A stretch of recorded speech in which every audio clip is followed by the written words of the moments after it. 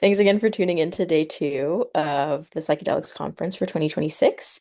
And so, coming up now, we're going to have our Paths into Psychedelics panel. Starting with just introducing myself, my name is Zoe Gupta. I'm a research coordinator at the Social Neuroscience and Psychotherapy Lab at the Veterans Affairs Medical Center in Portland, Oregon. And I'm the programming coordinator for Psychedelics this year. And so I want to start by introducing some of our panelists. So starting with Eva Totomanova. Eva is a PhD candidate in the Department of Neuropsychology and Psychopharmacology at Maastricht University. Her primary research interest lies in exploring the connection between the mind and the brain and how pharmacological substances can influence cognition, emotion, and behavior. In her work, Eva is investigating the potential of psychedelics to bring about these powerful transformations and their possible clinical applications. She's currently focused on examining the capacity of low doses of psilocybin to alleviate symptoms of adult ADHD and the mechanisms underlying this effect. Next to this, Eva is involved in a range of other projects exploring psychedelic microdosing and the factors that have contributed to inter-individual differences in both microdosing practices and their subjective effects. So welcome to Eva, and then I think Logan will introduce our next panelist. Yes, our next panelist is Rafael Lancelota, LPCC, a PhD candidate at the Ohio State University College of Social Work, defending her dissertation in July 2026. That's next month. Working with the Center for Psychedelic Drug Research and Education, our research has focused on exopharmacological factors in psychedelic-assisted therapy, particularly how relational and social context shape therapeutic outcomes in naturalistic and clinical settings. She has authored 25 plus peer-reviewed publications since 2016 and presented internationally on psychedelic therapy, healthcare equity, 5-MeO-DMT, and the experiences of gender and sexual minority communities in psychedelic contexts. Raphael brings extensive clinical experience as a somatic focused, trauma informed therapist in private practice, including work on two psilocybin assisted therapy trials with veterans with PTSD and patients with lung cancer. Welcome. Awesome. And then finally, we have Natasha Greenstein. So Natasha studies the intersection of quantum physics, neural systems, and psychedelic science. After completing her bachelor's in physics at Princeton University, she is now in the last month of her master's in brain and cognition at Universitat Pompeu Fabra in Barcelona. Cool. Congratulations. Following a collaboration on her senior thesis.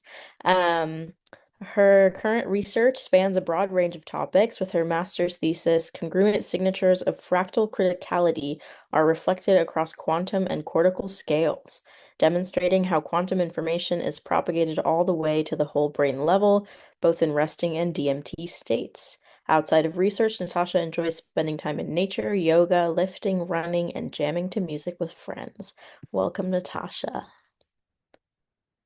Okay, so thank you all for being here. As a note, if you have any questions for our panelists as we go through, just a reminder to please put them in with the Q&A function, and we'll have a brief Q&A at the end of the panel.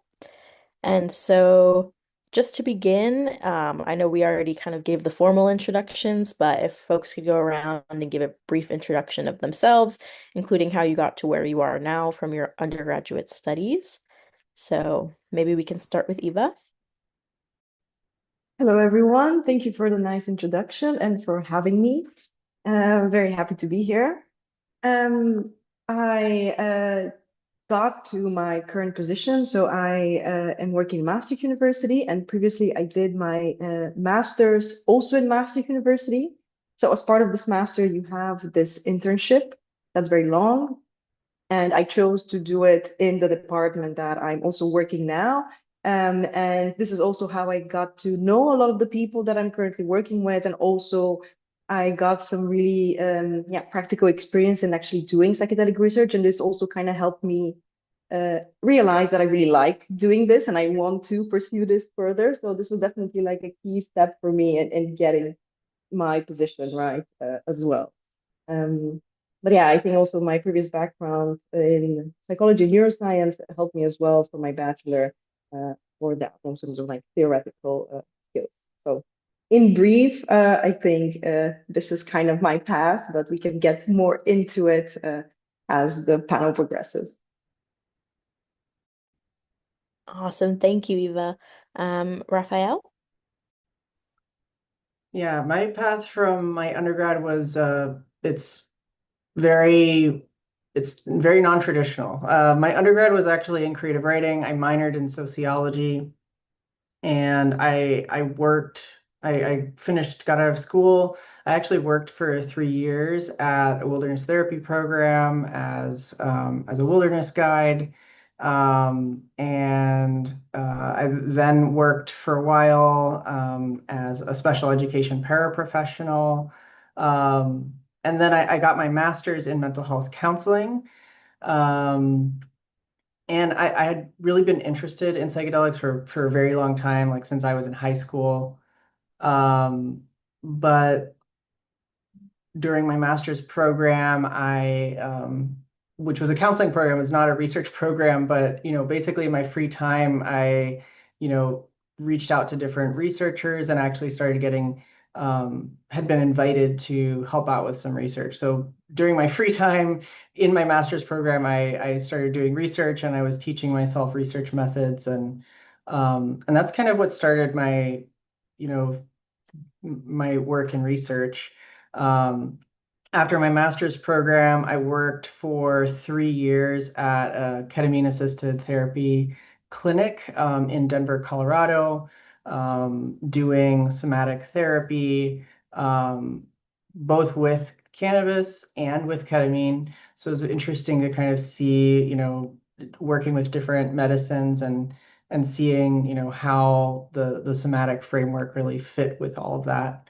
And it was during that time that I started to have more questions in terms of, really thinking about, the future where psychedelics start to become more integrated into our healthcare systems, and, how should we be approaching work with people, and how is this going to look when we're working with larger groups of the population.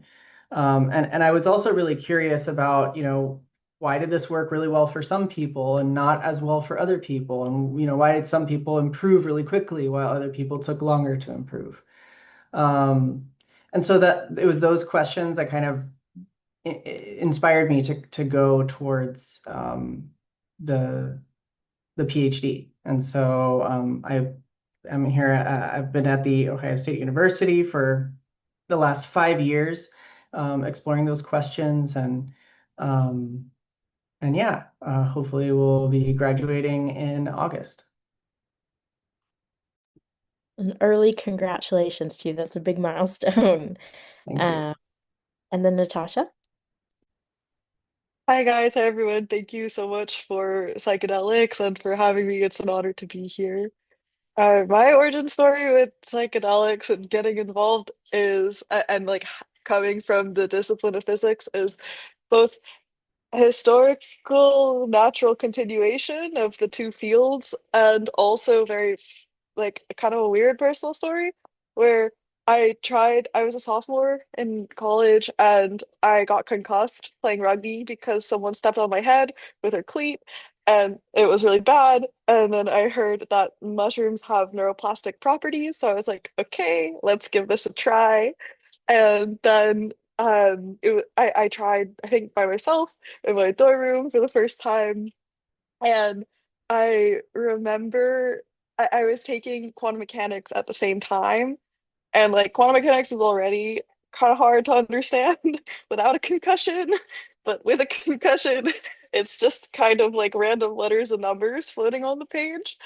And I the first time I fully understood the subject of quantum mechanics was also my first time on magic mushrooms when I saw the light waving through the window. And I was like, quantum mechanics talks about like the subatomic world in its form of waves rather than individual dots. So I saw this wavy vision and I was like, oh my God, that's what an electron is. That's what the wave functions are.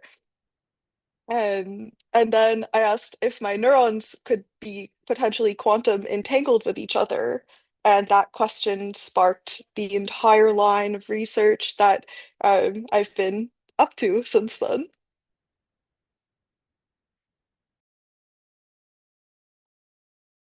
That's wonderful. So how did everyone, so Eva, you already touched on this a little bit, but I was just going to ask, how did you all settle on your current graduate programs? What led you there? Natasha, do you want to Um, start? Oh, Yeah, sure. So, in my undergrad, every student had to write a thesis to graduate, and oftentimes the university will give funding the summer before your senior year to go do fieldwork, research, go to conferences, whatever is necessary to write a thesis. And I did my bachelor's in physics, which you can apply physics to basically any discipline in the entire world. It's like all of the equations are the same. So the brain is a very standard application of physical systems, and I really wanted to write my thesis on quantum mechanics and the brain, and somehow tie in psychedelics. And so the university applied for funding to go to the Association for the Scientific Studies of Consciousness in 2024, which was in Tokyo at the time. And at the conference, I saw a keynote speech by Andrea Lupi, who's a researcher at Cambridge. And he gave this talk on a principle or like a framework of looking at brain activity called connectome harmonic decomposition, which is where we take the connectome or like the different ways of functional and structural wiring of the brain, and we decompose it into what's called its harmonics. And it's the same thing as musical harmonics, like different chords of sound, different chords of the brain. And I saw the punchline of the keynote speech was that the harmonics of psychedelic states are the exact, like the change from resting state is the exact opposite of the harmonic profile from disorders of consciousness and anesthesia. It's like, oh my God, this is the science, not just super cool, but also was like the neurological compatible or anal it was the complementary evidence that was needed to like turn the physics theory I had into an actual neuroscience project. And so I reached out to the group that was doing this research, and then we collaborated on my senior thesis. And then this group in Barcelona offered me a position in the fall for the master's program. So this is how I got to the master's program. no, Eva, yeah, for me, it was a little bit serendipitous, like a right place, right time kind of situation. I mean, I've always kind of also been interested in like the mind, the brain from a neuroscience and a psychology perspective, and specifically like the connection between that. So I did that in my bachelor, and then we could choose elective courses, and I chose a psychopharmacology course.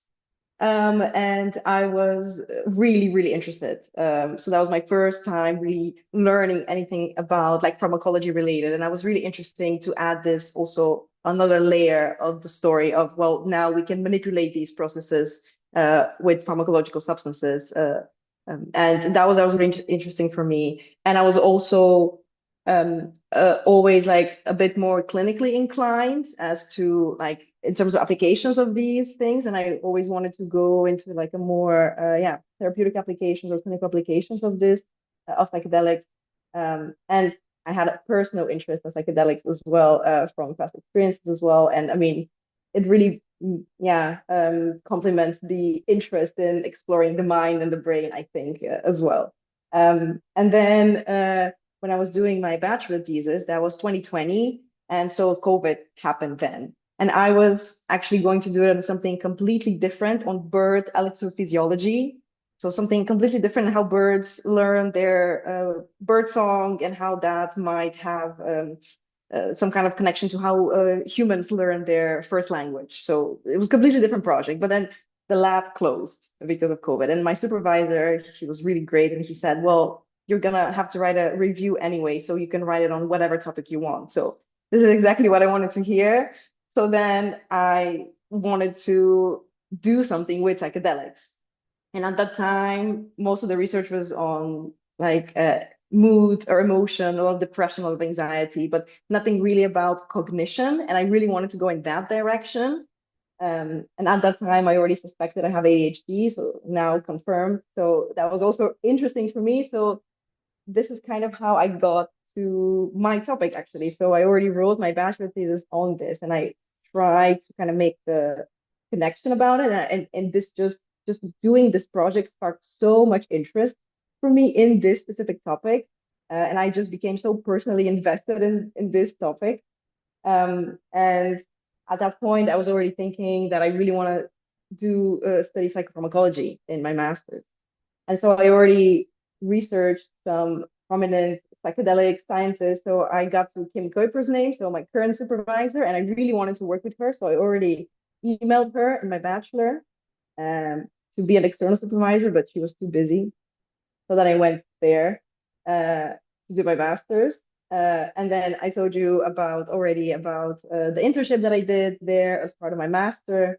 And during this internship, I actually had the opportunity to work on the first ever clinical trial of microdosing LSD for ADHD. So that was really my topic. So, and I was an intern at that time when this was happening. So I was so happy that I got to work on this, and I was thinking to myself, I have to like use this somehow. Like I have to leverage, I have to get in this. And I also really like the people that I work with, like the team there already. So I went and talked to them if they would be interested in perhaps continuing this research line, because I would be really interested in this. So we had like an interview, and we made the project basically. We applied for funding, and that's how I got it. So it was really, I feel really lucky actually to be at the right time, to have been at the right time to do that. And I'm really happy to work on exactly what I want, right? So yeah, this is how it happened for me. Raphael? Yeah, I was the question like, how did you choose your program that you're in? Is that? Yeah, pretty much. Like how did you end up how did you choose the program at the school you're at? Was it something you decided in undergrad, or is this this was a bit of a journey? Yeah, I honestly, I was not, I was kind of a serendipitous, like Eva said. I mean, so when I was doing my master's program in counseling, like I was really interested in, getting involved in, being a therapist on a clinical trial. And so I, had been attending lots of conferences and asking people. And I remember I asked someone who had been like, a therapist on a few studies. And back then, there really weren't very many at all. And I was like, I'm just finishing my master's program. I'd love to do this. Do you have any suggestions on how to get involved? And she wrote me this email back and she was like, I wish I had like good advice for you, but all I have to say is you just have to be in the right place at the right time and it'll just happen. And of course, I didn't like that answer at the time, but and when I finished my master's program, I applied to PhD programs. I didn't get into any of them, and so I was working, at this ketamine clinic, which was very, right place at the right time to get that job because it wasn't, it was very new back then, and so I was really grateful for that.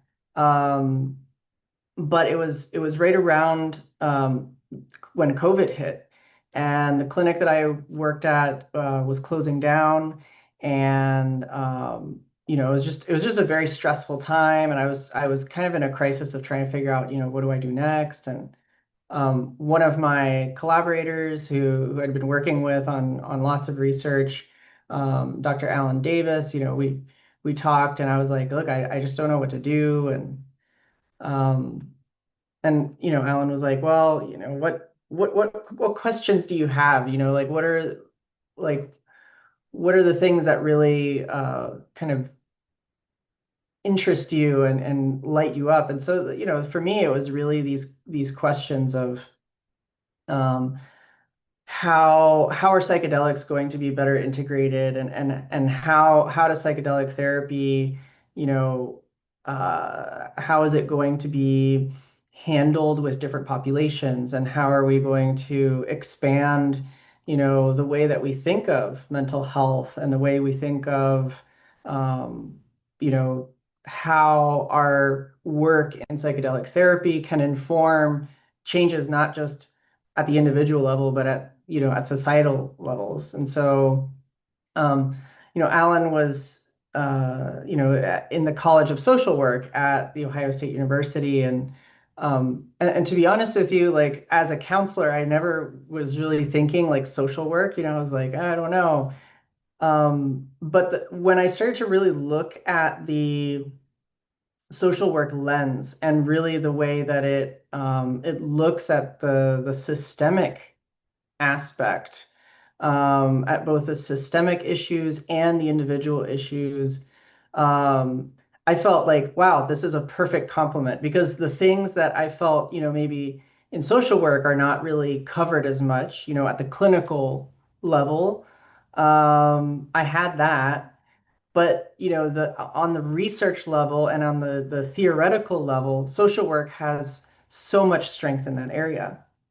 And so I felt like it was the perfect place to be asking these questions, and to challenge a lot of the sort of preconceived directions, in psychedelics, which, especially in the clinical area, it's so dominated by the medical and like highly individualized perspectives. And so yeah, it was kind of a combination of things, knowing somebody who was already there, um, and then also, just kind of being open, and being open to, wow, there's this entirely different, maybe adjacent field, but still very relevant and applicable. Um, so yeah, I mean, that was it for me.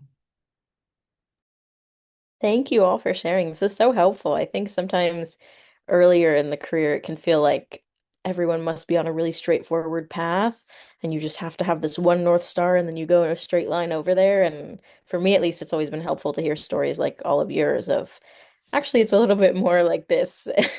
And sometimes it seems to me, at least reflecting back, what I'm hearing is a theme of like needing to maintain some openness and flexibility so that you're able to take the luck when it comes.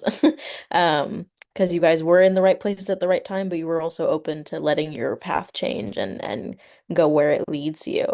So kind of in that vein, I'd be curious if there are other kind of skills or values that you think have been helpful that wouldn't necessarily have been taught in your coursework, but things that you think have helped guide you along your path so far. I can start.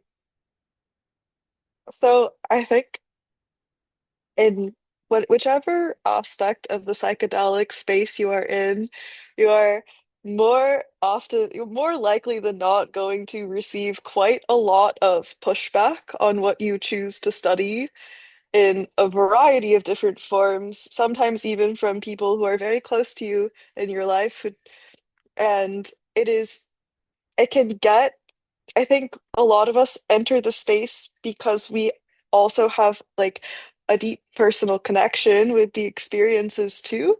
And so like for me, like mushrooms literally helped physiologically, mentally, emotionally heal a concussion, which is a very physical, very real state. And then like trying you have to be comfortable in like not defending yourself, but like standing your ground in a discipline that has been literally suppressed by intelligence agencies and propagandized. And so some skills that are useful for this are not just passion and like dedication and I guess truthfulness in the research, but also being able to navigate quite a political landscape, even if you come from like physics or neuroscience. Yes. Yeah, I mean, I definitely agree with this. I think also early on, I put my bachelor thesis on research gate, for instance, not published. I just put it there, and I got a lot of like messages from people that wanted me to tell them how to microdose via email, for instance, or how to give microdoses to their kids, or things like that to help with their ADHD. So indeed, I also learned exactly what you were saying, Natasha, like really, really early on that I have to walk this really thin line between people who are super skeptical about psychedelics and like the naysayers basically, and really are not open-minded about it, and people who are a bit too open-minded perhaps, and for them this is all there is, right? And we have to ban everything else, and so it was really, yeah, difficult in the beginning to have walk this line and like try to maintain kind of an integrity as well from a research perspective, right? Because I wanted my research to be taken seriously as well, right? So yeah, I think this is indeed like a very essential skill in the psychedelic space and psychedelic research space, that you at some point will have to learn how to talk about your research to lay people that may have very strong opinions about it, good or bad, and it's important to mitigate this indeed. Um, yeah, and I had something else in mind, but now I forgot it, so maybe it will come back. For me, I think one of the skills that is really important is learning how to just continue to keep trying to find your people. Because like Natasha was saying, like Eva was saying, like, you know, it's very easy to find people who either don't understand what you're doing or why you're doing it. It's also very easy to find, even within the field that you're in, like even if you go to a psychedelics conference, you're going to find people who maybe disagree with you or don't understand, like, why are you studying that? What about this other thing? And so it's like you have to, I think a valuable skill is like learning to find the people who are going to support you, who can understand your vision, who can support you, like, because I think, I mean, at least for me, I think so much knowledge is this process of co-creation and conversation. And so, I think a lot of my research is definitely inspired by, my own experiences and the questions that I've asked, but then it's also been formed by, conversations that I have with other people and, other people's research and colleagues that I really admire and look up to. And the kind of tension in those places. But I think like being able to find your safe place, like your safe people, is really helpful. It's also really helpful to have people who don't know what you do, that you're close to. I mean, like it really, it's not something that I would ever thought that I would say, but like it's really helpful to have different groups of people who connect with different parts of you so that, you can actually take a break from that part of your life, and I think that it's really in a way it's really helpful like to integrate like the work that you're doing, in psychedelics. It's so helpful to have a space where people are like, oh yeah, you do that drug research stuff, like, and maybe in some ways it's like maybe lonely, but assuming you have people who support your psychedelic work, it's also nice to be able to go somewhere where like that's not a constant part of everything, Um, and I think just like having a variety of support and a variety of things that um, can help you engage with those questions like in different ways. Yeah, and I think that's a great segue into the next question, being that what are what are some misconceptions that students might have about studying psychedelics in graduate school? And what would be your advice to them to help combat those misconceptions? Maybe I can start because that also ties into my other point that I wanted to make, which was about flexibility. Because I also naively thought that when I get into my PhD, I'm gonna do my PhD, right? But I'm not doing the project that I applied for, you know.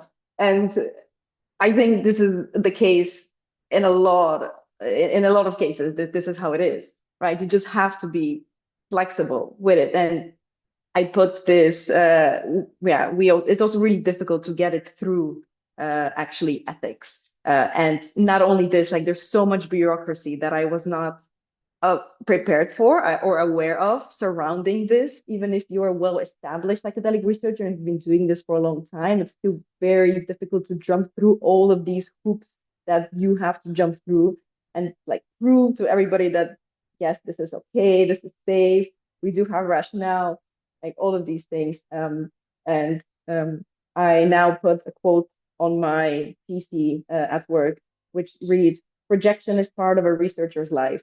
And I think that really well encompasses like in a lot of different ways, but you have to be prepared for this and you shouldn't take it personally. It's not about you. It's not because your idea sucks or your project sucks. No, this is just the process. Unfortunately, it is like that. And you need to go in with that mindset. Just keep swimming, just keep trying. You cannot let it get to you. You need to like kind of believe in your idea because it will get torn apart, right? But that still doesn't mean it's a bad idea, if that makes sense.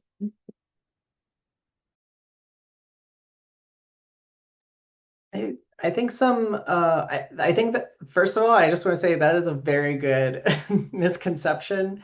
Um, yeah, I mean, I like a lot of times I think like if I knew back then what I know now about like what it's actually like at the program and how different things can be, and you can go in with one plan and you end up somewhere completely different. I probably would have thought a bit more about deciding to just go for it. I don't regret going for it, but definitely like it would have helped to know ahead of time, like, okay, like I have to be ready for anything. Um, and it's true. I mean, like research is very difficult to get approved. And I mean, I went into my PhD program wanting to do clinical research with 5-MeO-DMT. And it's not like we didn't try. I mean, like I contributed to like a research protocol. I wrote like a therapy manual for that research, and like we had figured out like where the drug was going to come from, and we're working on IRB, and and then it just took like years before the drug was even available. Like we just couldn't get the drug formulation, and so that just kept pushing things back, right? So it was like I had to completely change the focus. So I think it comes back to this like flexibility. But I think like some other misconceptions are like that it's somehow like different from other research, and like I would say it's not. I mean, it's still, and in some ways I think you may even be working a lot harder than you would in other fields because you have so much more you need to defend. Like, like you're not just defending um like you're not just saying like in psychology, let's say, you're not just saying like, oh, like these two mental health constructs are related. You're saying that, but then you're also having to argue like the drug, and you have to argue like even if I'm not a pharmacologist, but even though I'm still having to talk about pharmacology, I'm still having to talk about a variety of fields. And so, and you also have to uh, learn how to make those arguments in ways that people, in other disciplines are going to understand. I mean, like I was in social work and like nobody in social work knew what like ketamine was. They're like, what is ketamine? Is like, what is psilocybin? We don't know what these things are. And so I think, yeah, like being prepared for like that it will be really difficult. Like in some ways, like will be more challenging than, if you were to do something that's, less complicated. So I don't do clinical research, and I really admire all of you guys who do and all of the work you put in, because I cannot imagine what that red tape must be like to physically do it. So props there. Um, but I do agree from multiple angles on the idea of flexibility. So some like we not just you as a human need to become more flexible. We all like this is also what psychedelics do to our brain. Like they take the landscape of our psyche and they dissolve hierarchy and turn your brain into a very highly flexible network. Um I want to actually I want to touch on the experience with psychedelics when you start researching them because no one really talks about this unless it's like in like what a couple discussions.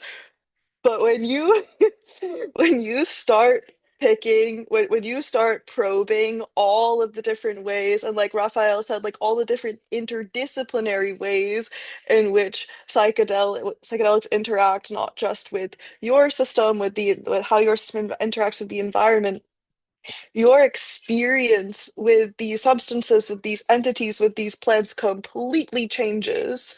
Okay, right now my 5-HT2A receptors are being activated, my 5-HT1A receptors are being activated.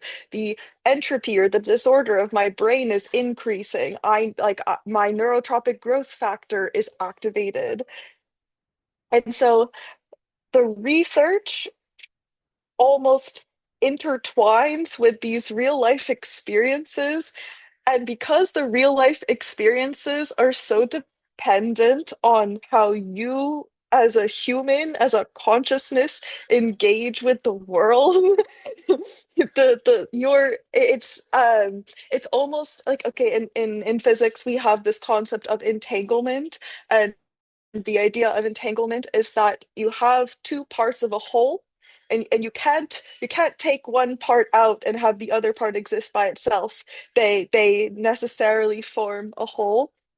And so research, for me at least, research in psychedelics and the psychedelic experience have become entangled with each other, where you can't it's forever altered how you're able to experience both the research side, because you yourself have been in the state that you're studying, and the experience side because you yourself have studied the state that you're experiencing. Totally. Yeah. Thank you for sharing all of this. I think it's helpful to see how dynamic some of the process can be. And like Natasha said, as someone who also works with a lot of red tape in clinical trials, we're doing it. Um, but yeah, given some of the challenges that you maybe didn't anticipate or some of the benefits that you might have not anticipated, how would you say that your career goals have changed since starting graduate school? And where do you see yourself after this program? How do you see your work unfolding with the knowledge that it can and will probably change? But where you are right now, how do you see that kind of unfolding after grad school?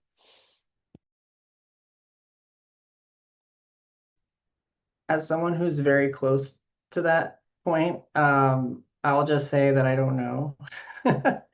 I'll just say that I'm very open. I feel very flexible and very open. I feel that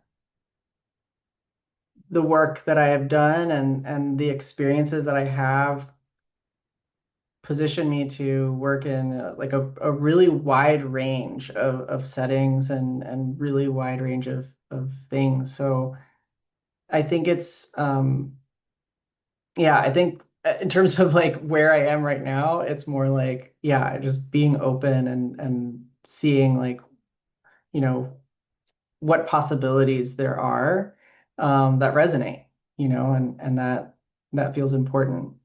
Um, so yeah, I know it's a very broad answer, but yeah, that's where I find myself right now.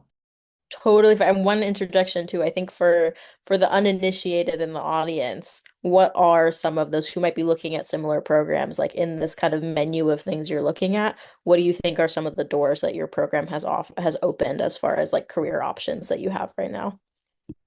Sure. Yeah. I mean, I would say, I think for me, like, but like there's I've been working for the last 8 years as a licensed therapist. So, there's, going in more in the clinical work side, working as a therapist, both in clinical research or in a clinic. There's, potential of like moving into more like training opportunities.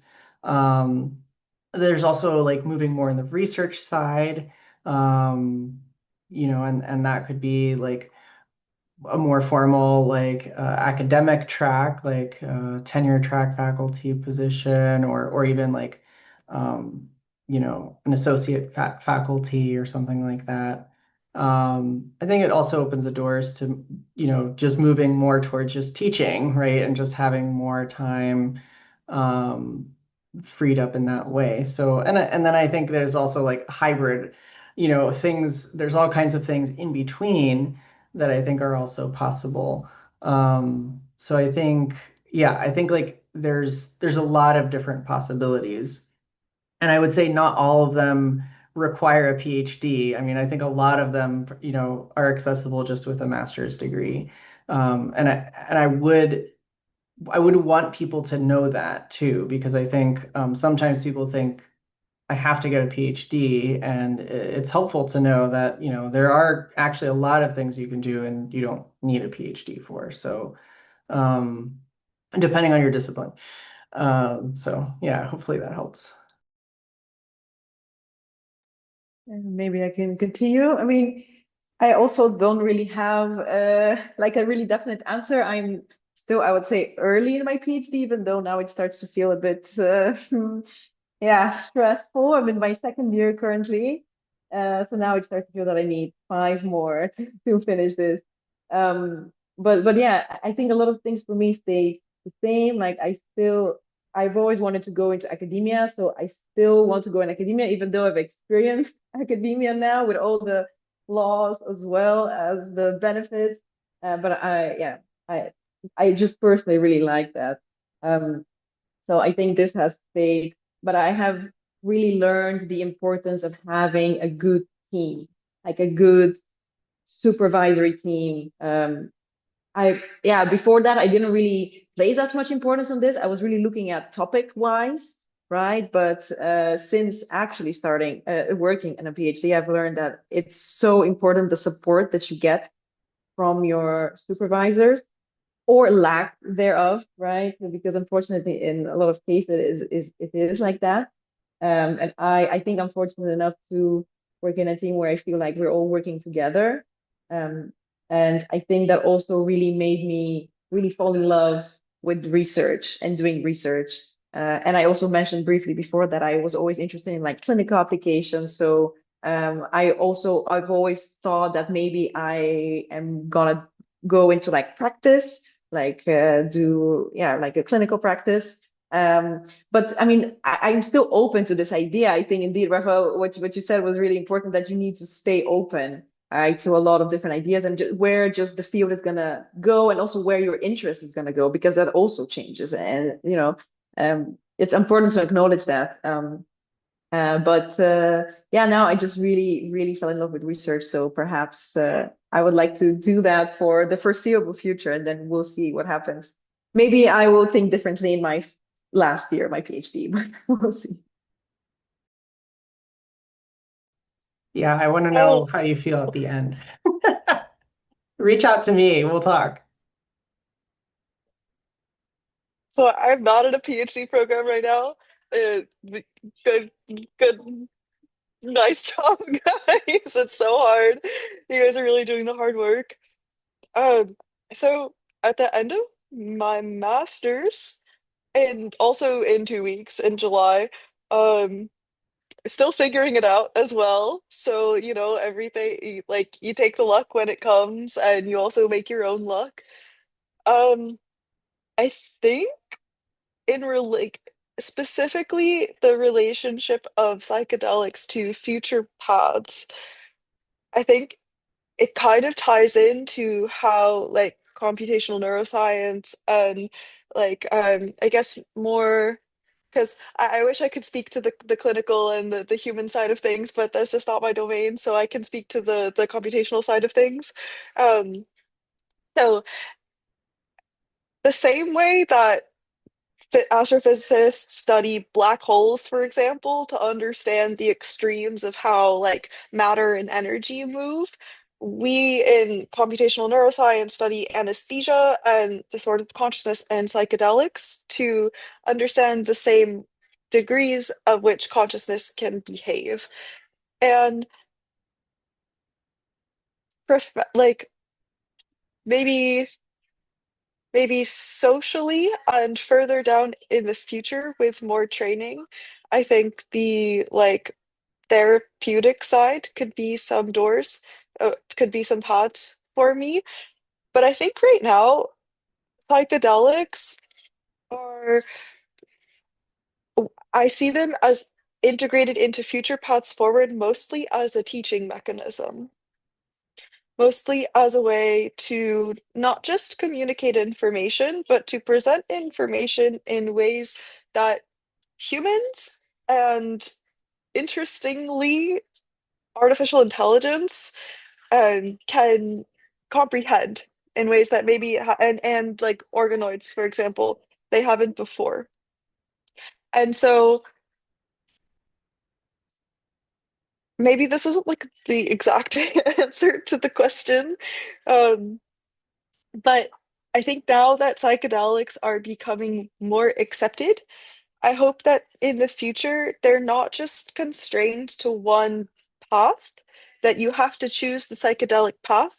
I'm hoping and trying to I just did um recently. There was also sorry, there's a dog barking, so just let me know if you can hear. No? Okay. Um okay. Like for the future paths, for me as a researcher, for me as an employee or in any sort of discipline, psychedelics not as its own field. I mean, of course, it's its own field, yes, but as a way in which that field can also not just overlap with, but integrate as tools into other fields. That's my hope for the future.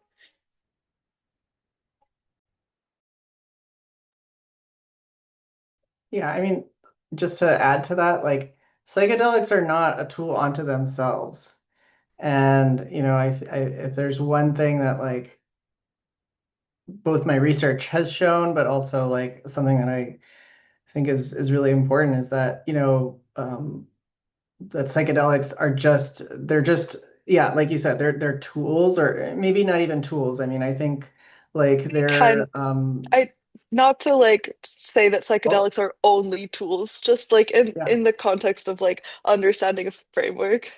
Absolutely. Yeah. But that they're, they're essentially conduits, right? Like they are, they teach us they teach us things, right? We can learn things through these experiences and through the study of the molecules themselves. Um, and I think like it's ultimately about relationship. Like it's ultimately we're looking at the relationship of, when you're saying these correlates of consciousness, right? We're looking at this relationship of, the neurons and consciousness and, this relationship of matter and this like ephemeral thing that's happening. And then we're also looking at like how we relate to our environments and to each other. and all that. So I don't know, as you were talking, I was like, yeah, it's so valuable and so important to be grounded in a practice or a discipline that is not just the substance, right? Because then it just becomes kind of recursive. And, and in order for, um, like, I think like Terence McKenna once said that like, the books that you read and all the things that you learn, like that is the jet fuel for the psychedelic experience, right? And so, like if you don't have some vehicle, and if it's just psychedelic for psychedelic, right, you just kind of end up in that, it's its own thing, but in order for it to feel like it's moving forward, I think it's really helpful to have that, like you said, like have this thing that you're sort of creating the friction with.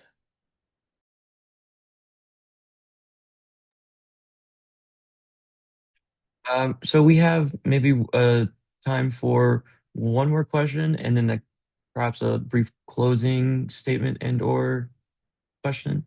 But for this next question, I'd like to pull it out of the Q&A from one of our audience members. Um, so the question is, uh, how do each of you intend to transition from graduate studies in psychedelics to a full-fledged career? In this economy, sorry, I had to. I don't know. I mean, I think like it's a landscape that's changing so rapidly.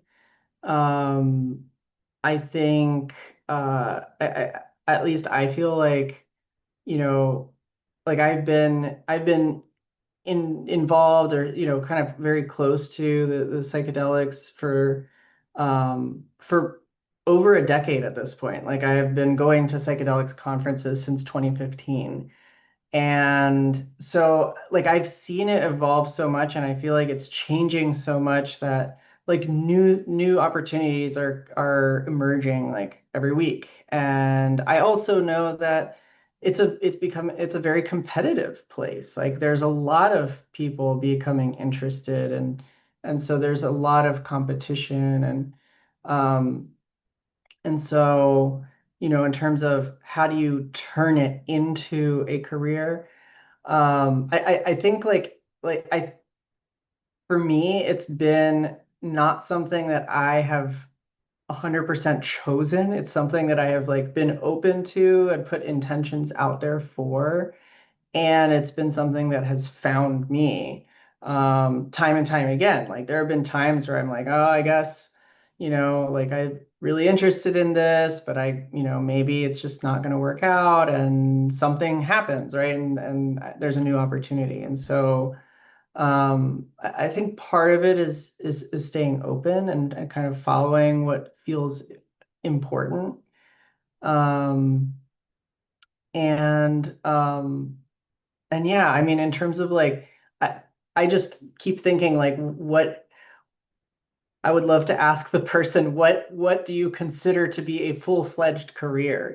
Because I think that there are traditional paths, and I think like the academic path is a traditional path, and I think fits the very normal idea of career. Full-fledged career is an academic one. Um, I think that could look in many different ways. I'm at the very end of 5 years of it, so it's I'm in such a saturated state that it's hard to really like get outside of that at this very moment. But yeah, I don't know. I think it just like have to be open to it and like talk to people and look at different opportunities and talk to new people. Like, I'd love to talk to the panelists, and I'd love to talk, because I think it's through those conversations um that we like make those connections and find support. And sometimes it's like we don't even know the perfect thing for us until we talk to someone, and you feel that resonance. And so, um, So yeah, I think for me, you kind of have to, some of it is like you can plan and some of it you just have to go by the seat of your pants. Yeah. Sorry to interject. One thing that this reminds me of too is kind of what you were saying of like what counts as a full-fledged career. I think is, for me at least, something that's been helpful is realizing like you're never actually really done. It continues to unfold and change, and there is no end point at which you now have your degree and you're in your job that you're in for 40 years and you're done. Especially in dynamic fields like research and in fields like psychedelics that are changing so much. I think sitting with the discomfort of like it's never done. You're never settled. You're continuing to figure stuff out. And so I think that I just wanted to throw into the other question from the chat in our last couple of minutes, which I think aligns with this, which was someone asked, what advice would you give to persons who are ambivalent about pursuing graduate school? They really want to apply, but they're not sure if they want to take that leap. So again, part of this ambivalence, like how would you advise people who are earlier on in taking their next steps? Write the essays. See what you have to say. If it flows, then like the application is coming from you and it's coming from the heart. And if you're forcing yourself to put something on the page, then it's probably not the most aligned path. But if it flows, go for it. Yeah, maybe to add to that, indeed, um, I think a lot of people don't realize that a big part of like a PhD or doing research is reading and writing. So if you don't love that, you have a hard time, um, I think, in your graduate studies. And then maybe something else that, yeah, I think for me, I've always liked the idea of doing research, right? But you never really know if you like doing it unless you actually do it and you see if you don't like it or you like it. And I think sometimes it's very, yeah, sometimes very difficult to get opportunities to do exactly what you want to do. But for me, it also helped me just to do any kind of research internship because that really, yeah, it made me realize that I love doing research and I just like being in the lab and I like doing this.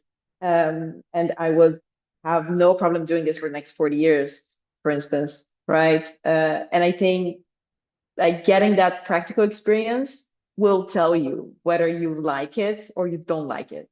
And I think this is, yeah, important. And it really helped me actually deciding.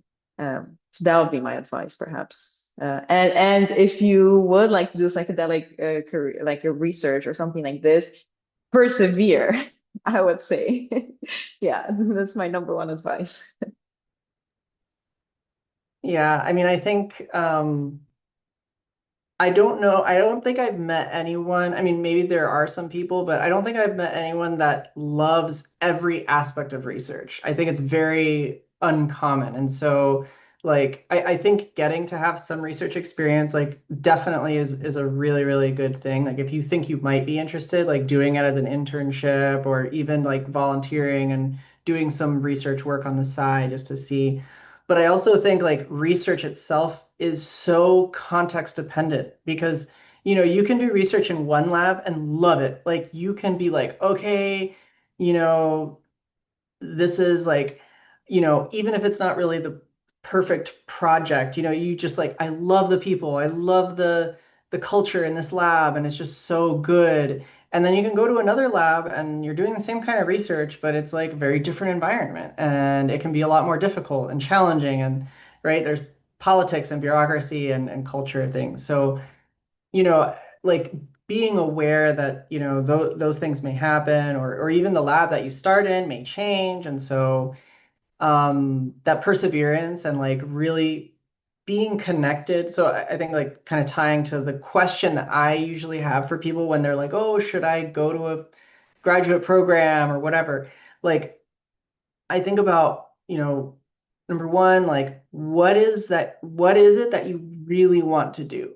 Like what is the thing that you and not just, I mean, at least for me, not just for myself, but also like for the world. Like what do you want to be able to give back to the world? Like, because I think research, it's kind of like it's a process of service, right? It's like something you're doing of service because it's not, you know, um, but the thing that you really, really care about Um,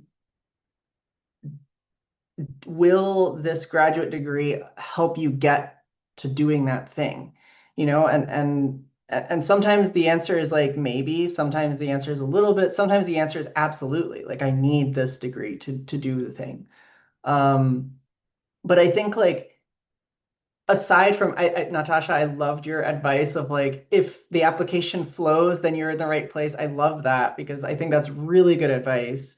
I also think like it's worth putting out there that for people who are neurodivergent, where like maybe you have ideas that are really, really powerful, and when you talk about them, people are like, "Oh my God, like that's brilliant." Maybe you struggle to put them on the page, but like the fact that you can talk about them for hours and hours and you're still researching it in your free time and you can bridge those gaps and maybe academia is a difficult environment, but getting the degree is going to actually get you to doing the thing you really want to do. And so then it may be worth it if you have the support network and you can plan around those challenges. So I think like I just want to throw it out there because, you know, because I think diversity in this field is so important, like not just diversity of backgrounds, but also like neurodiversity. Like we need people who are seeing these things from different angles and different perspectives and different ways of perceiving all of it. So I also think like yeah, like the perseverance and also like having the support to help you, like and when you hit those places that feel really difficult, coming back to that original reason of like, yeah, like this is going to help me with this goal that I have, like this dream that I have. And even if that dream or vision changes, right, like you're still gonna have options, at the end of it. So, but I don't think I would have finished like if I didn't have like, a supportive partner who is like, you're not allowed to quit, and friends who are like, you're not allowed to quit. Like you have to just keep going. And I think that that's yeah, so super important. And maybe just to throw in something, sorry, I know we're short on time, but I was also triggered by what you said about like supportive environment. Like I would place now so much more importance on the team that I'm with, and I would choose that over a specific topic. So in the future, also like a little bit the first question, answering that, like for the future, I don't know what I want to do and how I'm going to turn that into a career. But one thing that, for instance, I will really place a lot of importance on the team I work with. It can make or break it totally. Yeah. Awesome. Well, oh, go ahead, Natasha. Last thought. Get in there. I was gonna say, trust your people. Yeah, well, anyway, I wish we could gab for hours. This was so helpful.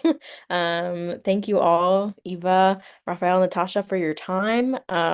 In the vein of like staying open and chatting to people, encouraging the participants, reach out. You have their LinkedIn's in the chat. Talk to each other, talk to other participants, pick each other's brains. We're all figuring it out as we go. And all we can do is the next step. So, yeah, thank you so much for your time and for your insights.